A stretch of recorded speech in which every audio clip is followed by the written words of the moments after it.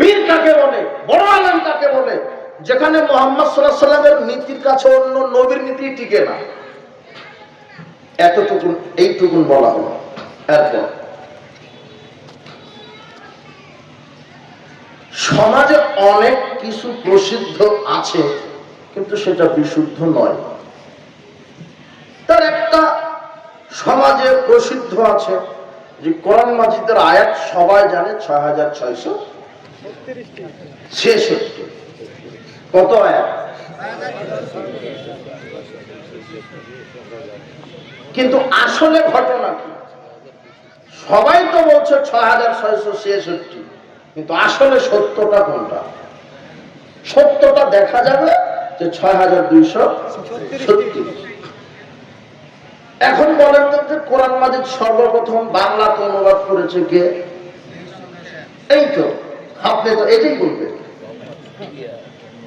তুমি পড়েছ, তোমার দাদা, তার দাদা, সবাই, এটা প্রসিদ্ধ আছে। কিন্তু প্রসিদ্ধ হলে ওটা কি না? বিশুদ্ধকে সর্বপ্রথম কোরআন মাজিদের বাংলা অনুবাদ, তাও টোটাল নয়, কিছু কয়েকটা সূরা অনুবাদ করেন আমিরউদ্দিন বসুনিয়া। এরপরে 1836 সালে গোটা কোরআন মাজিদটাই অনুবাদ করেন মাওলানা নাঈমউদ্দিন সাহেব। কে?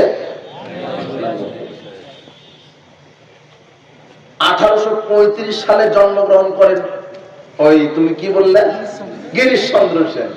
তাহলে তোমার গিরিশচন্দ্র সেন জন্মের 35 বছর আগে, 37 বছর আগে ওই মাওলানা নাঈমউদ্দিন সাহেব গোটা কোরআন মাজিদ কি করেছে? তুমি আজকে ঘুমানোর পূর্বে নেটে সার্চ দিবা, তাহলে দেখবা যে উইকিপিডিয়াতে তুমি সঠিক তথ্য পেয়ে যাবা। তোমার জাতি তোমাকে ভুল শিখিয়েছে, এতদিন তোমার জাতি ভুল জানতো। এভাবেই সমাজে সেই শিরক বিদআত চলে এসেছে, যেটাকে মানুষ ইসলাম মনে করে, কিন্তু আসলে সেটা কি না, ইসলাম। প্রসিদ্ধ আছে, প্রসিদ্ধ আছে, প্রসিদ্ধ হলেও কি না, বিশুদ্ধ না। আমাকে বিশুদ্ধতার নিকটে ফিরে যেতে হবে, বিশুদ্ধতার নিকটে ফিরে যেতে হবে। এভাবেই ইসলামের ভিতরে শিরক বেদাতের অনুপ্রবেশ হয়েছে। পাক ভারত উপমহাদেশের অধিকাংশ মানুষ শিরক আর বেদাতকে ধর্ম মনে করে যে কবর পূজা, মাজার পূজা, খানকা পূজা, পীর পূজা এগুলি ধর্ম। বেদাতি আমলকে মনে করে যে এগুলি আমল। অথচ ইসলামে কোনো পীর পূজা, কবর পূজা, খানকা পূজা, মাজার পূজা, উসিলা পূজা নেই, দরগা পূজা নেই, পুকুর, গাছ, পাথর, মাছ এগুলি পূজা নেই। অথচ মানুষ করছে বরকতের আশায়, বালা মুসিবত দূর হওয়ার আশায়। এর জন্য দায়ী কে? এর জন্য দায়ী রিকশাওয়ালা, ঠেলাওয়ালা, দিনমজুর নয়। এই জন্য দায়ী হচ্ছে দেশের এক শ্রেণীর প্রতারক, ভণ্ড আলেমেরা। একটু মনোযোগ দেন, একটু। সাওবান রাদিয়াল্লাহু আনহু বলছেন, রাসূল সাল্লাল্লাহু আলাইহি ওয়াসাল্লাম বললেন, ইন্না মিম্মা তাখাওয়াফু মিনহুল উম্মাতি উম্মাতান মুদিল্লিন। আমি সবচেয়ে আমার উম্মতের মধ্যে যেই জাতিকে ভয় করি তা হচ্ছে ভ্রান্ত আলেম জাতিকে। এটা কার বক্তব্য? মুহাম্মদ সাল্লাল্লাহু আলাইহি ওয়াসাল্লাম। মুহাম্মদ সাল্লাল্লাহু আলাইহি ওয়াসাল্লাম বলছেন, আমি সবচেয়ে যেই জাতিকে ভয় করে গেলাম সে কে? আলেম না, ভ্রান্ত আলেম, মুদিল্লিন, ভ্রান্ত, ভণ্ড, প্রতারক আলেম। ভ্রান্ত আলেমকে আমি সবচেয়ে বেশি ভয় করলাম। কি? সাতাবুদু ফাবাইলু মিন উম্মাতিল আওসান। আমার উম্মতের অনেক মানুষ, সাধারণ মানুষ তো মানুষ, এক শ্রেণীর আলেম উলামাও মূর্তি পূজকদের সাথে মিশে যাবে। এই কথা মুহাম্মদ সাল্লাল্লাহু আলাইহি ওয়াসাল্লাম বলে গেছেন, হাদিস মুসলিম। তোমার মণ্ডপ উদ্বোধন করতে এখন হিন্দুর ওই কি ও যায় না, ব্রাহ্মণ যায় না। এখন ওই মন্দির বলছে যে মূর্তি পূজা, তোমাদের এই শারদীয় দুর্গা পূজা চিরজীবী হোক, যে বলছে সে দাড়ি টুপিওয়ালা হুজুর। যে মণ্ডপে গিয়ে গীতা পাঠ করছে সে হলো ব্রাহ্মণ নয়, সে কে? হুজুর, মৌলানা সাহেব। শুধু হিন্দুদের দুটো ভোটের লোভে, ছাড়া কিছু না। তোমাকে এই কথা খোলা ভাবে কে বলবে? বেটা, ময়মনসিংহে মসজিদ ভাঙলো, আহলে হাদিসের তোমার হুজুর কথা বলেনি। ময়মনসিংহে আহলে হাদিসের মসজিদ ভেঙেছে তোমার ফরিদপুর সালতা থানায় ভেঙেছে, কুমিল্লাতে ভেঙে দেওয়া হয়েছে, চট্টগ্রামে ভেঙে দেওয়া হয়েছে। তোমার এই হুজুর মুখে এক সেকেন্ডের জন্য প্রতিবাদ করেনি। অথচ এগুলোতে যদি হিন্দুদের মন্দির ভাঙা হতো, এই হুজুরই সাংবাদিক আর মিডিয়া নিয়ে চলে যেত, শুধু হিন্দুদের দুটা ভোটের বোঝার ক্ষমতা নেই। এই কথা মুহাম্মদ সাল্লাল্লাহু আলাইহি ওয়াসাল্লাম বলছেন। আমার উম্মতের মধ্যে আমি যেটা ভয় করলাম সেটা হুজুর হবে প্রতারক, ভ্রান্ত, একেবারে ভ্রান্ত, একেবারে পথভ্রষ্ট হুজুর। তারা মূর্তি পূজকদের সাথে মিশে যাবে। সাতাল হাকু কামা মিন উম্মাতিল বিল মুশরিকিন। আমার উম্মতের কিছু মানুষ, মুসলমানেরা, সে হুজুর হতে পারে, সাধারণ হুজুর হতে পারে, সে বড় মাওলানা হতে পারে, সাধারণ মুসলিম হতে পারে, তারা ইহুদি খ্রিস্টান হিন্দুদের সাথে মিশে যাবে। এই কথা মুহাম্মদ সাল্লাল্লাহু আলাইহি ওয়াসাল্লাম বললেন। তাহলে রাসূল সাল্লাল্লাহু আলাইহি ওয়াসাল্লাম যেই জাতি সম্পর্কে ভয় করে গেছেন তার একটা হলো ভ্রান্ত হুজুর। হুজুর হবে কি? হুজুর হবে ভ্রান্ত। এরপরে দেখেন, খুব খেয়াল করেন, আনাস রাদিয়াল্লাহু আনহু বলছেন রাসূল সাল্লাল্লাহু আলাইহি ওয়াসাল্লাম বললেন, লাম্মা উরিদা বিরব্বি মারাতু বিকওমিন উসরিয়া বিরিজালা। আমাকে মেরাজের রাত্রে নিয়ে যাওয়া হলো। রাত্রে কিছু যাওয়ার পথে ঘটনা দেখলাম কি, তুকরাজু শিফাহুম বিমা করিজা মিনান নার। কিছু ব্যক্তির জিহ্বা আগুনের কেচি দ্বারা কেটে দেওয়া হচ্ছে। আমি জিজ্ঞাসা করলাম, মান হাওলা জিবরিল?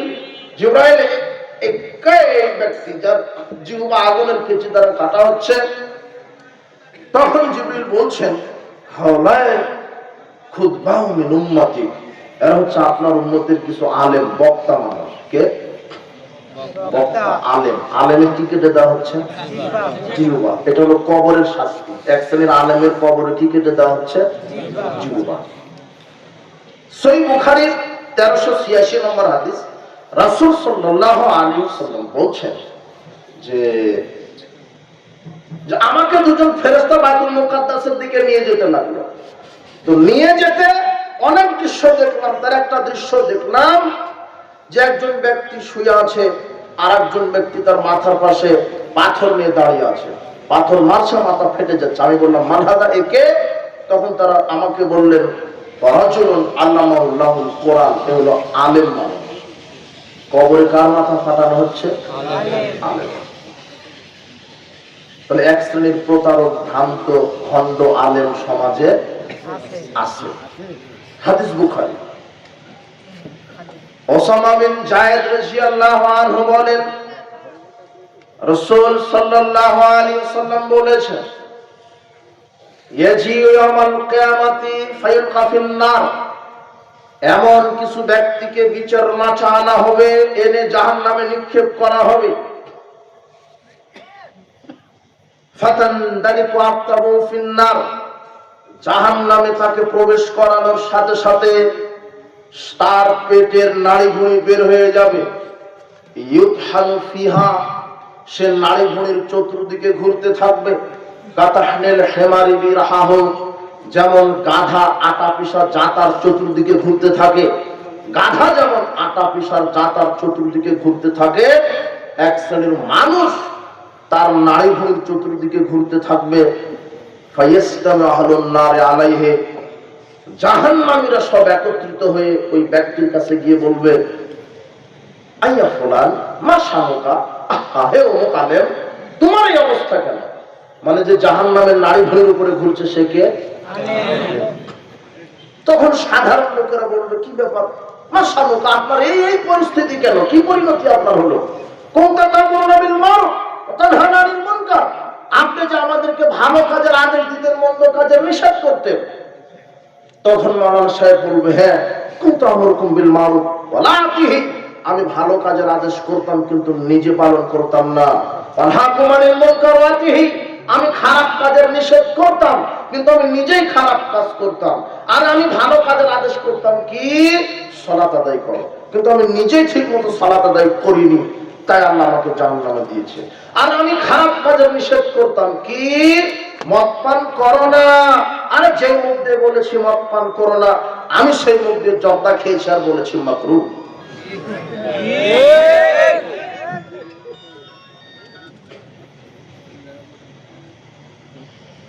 এটা মৌলানা সাহেবদের পরিণতি বিচারের মাঠে। বিড়ি, সিগারেট, জর্দাগুল এগুলি মদ। তোমার হুজুর কেন কারা ঘরের ইমাম খেলো সেটা মদ এবং হারাম। কথা বুঝেছেন কি? মৌলানা সাহেব নিজে বক্তব্য দিবে যে মদ পান করো না, অথচ নিজে কি করছে? নিজে সুদের বিরুদ্ধে বক্তব্য দিচ্ছে, অথচ নিজে সুদী ব্যাংকের প্রতিষ্ঠাতা।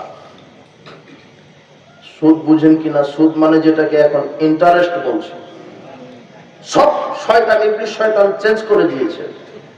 এখন আর ঘুষকে ঘুষ বলে না, বলছে হাদিয়া, সেলাম। বুঝেছ কি তোকে যুবক?